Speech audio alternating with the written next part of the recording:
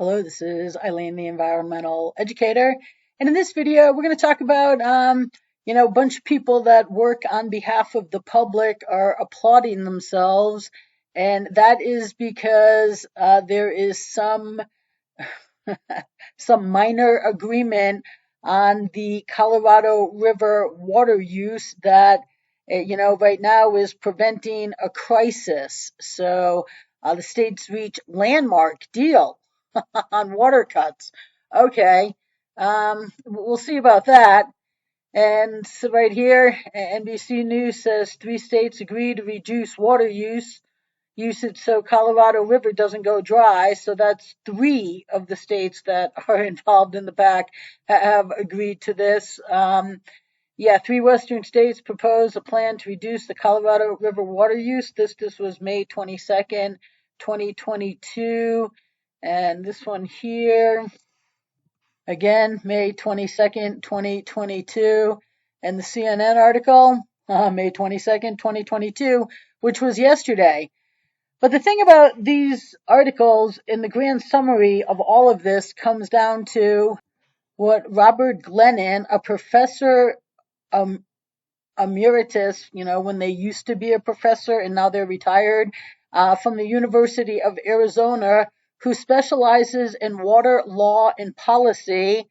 He came up with the basic summation of this, that without the money, this deal doesn't happen.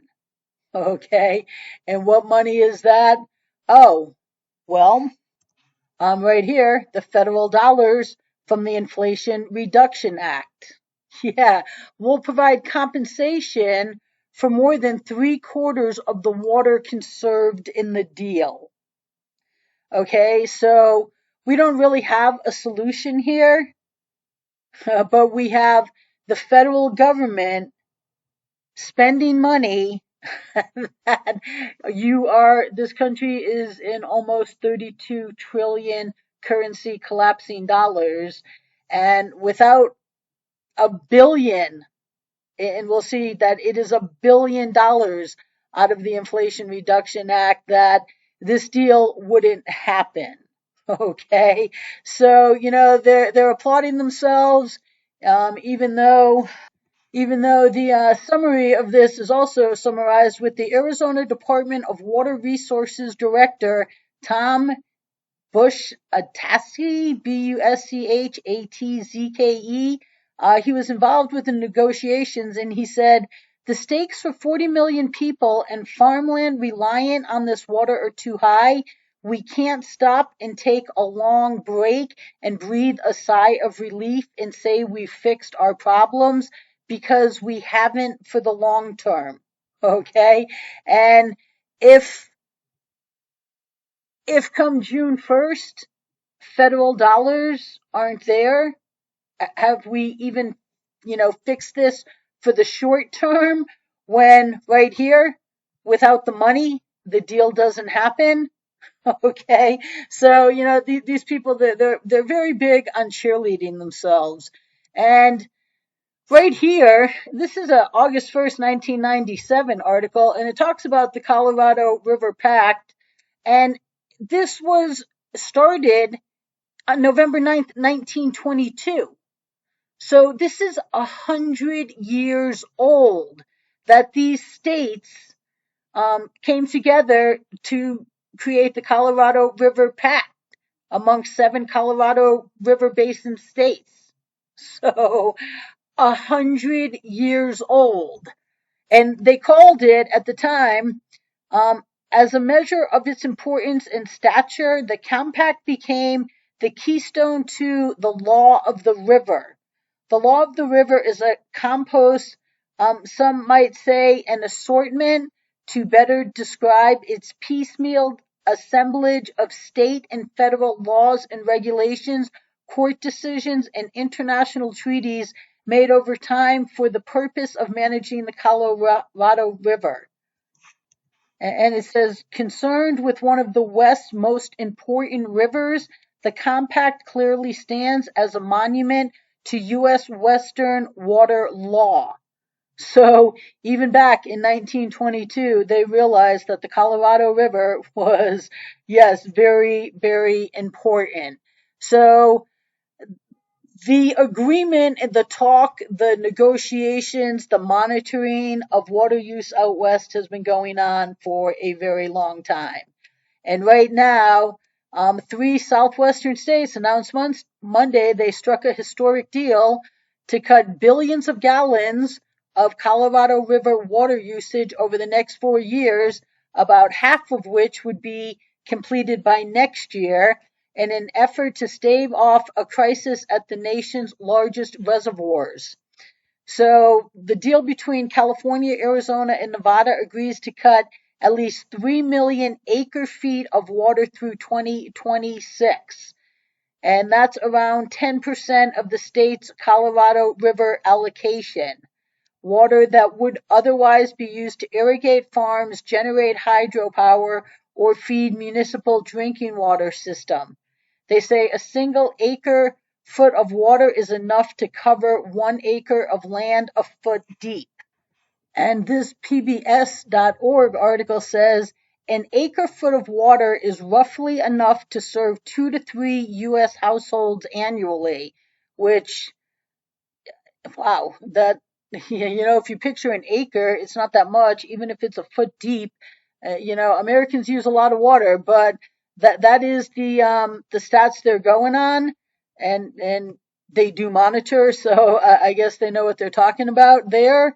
I'm not sure other places they do, but they say here that the water cuts would be split amongst farmers, tribes, and cities who are working with the federal government on short-term payments in exchange for water savings.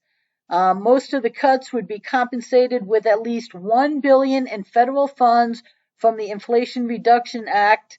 Yeah, okay, $1 billion from a country that doesn't have $1 billion to be paying people and farmers to not farm. Okay. And right here it says the deal marks a major step after months of tense negotiations. So I'm sure, because nobody's giving up their water usage really. Okay. So yeah, this is just all smoke and mirrors, maybe. But right here it says top federal officials said publicly they hope their proposal would spur discussion among states who have spent the past year sparring over cuts. And now they still haven't really agreed to cuts. They've agreed to buyouts. And some of this is farmers just doing some more drought resistant crops. But, they're changing things, and it's all based on federal money that the United States does not have. So yeah, I mean, here's the Colorado. It is the mighty Colorado. It's very powerful. It's a beautiful river.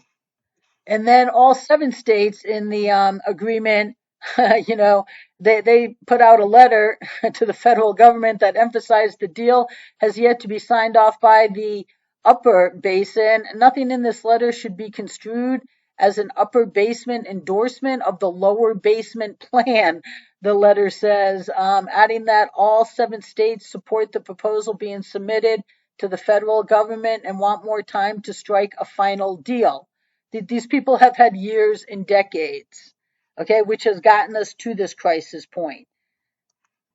And so 700,000 acre feet of water cuts won't be compensated by the Inflation Reduction Act.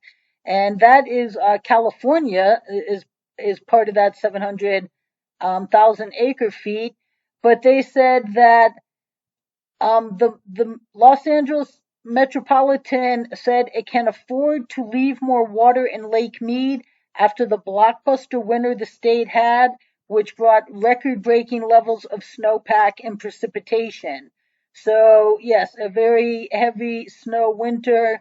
Many say geoengineering. Many say, like Dane Wigington, I think I've heard it from various sources, I don't know exactly which ones in particular right now, but this geoengineered snowpack is loaded with chemicals, toxins, um, metals, and things that are pollutants. And so this water is maybe not the safest. But here they are cheerleading themselves. Brenda Berman, general manager of the Central Arizona Project and former Bureau of Reclamation commissioner, said, "We think what we think in the end, we have a we have is a more equitable solution than we have seen on the river before. This is all of us working together."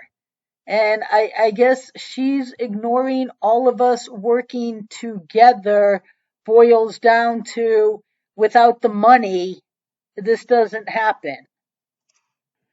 So this NBC article says that as part of the agreement, the administration would use funding from the Inflation Reduction Act to compensate some farmers and other water users who temporarily agree to cuts. So it says here the federal money will fund water conservation programs to compensate farmers, tribal communities, cities, and other water users that take steps to voluntarily and temporarily cut back on water use. They said that such programs could push farmers to grow less water intensive crops, use more efficient irrigation methods, or fallow fields temporarily. And fallow means you don't plant them. Okay, so again, the bottom line of this is at the end of this article here is that, you know, that we haven't fixed our problems for the long term. And this is just something that is going to do something, certainly not enough, but yes, without the money, it doesn't happen. These people aren't working. They're not getting people to reduce their water usage. they're,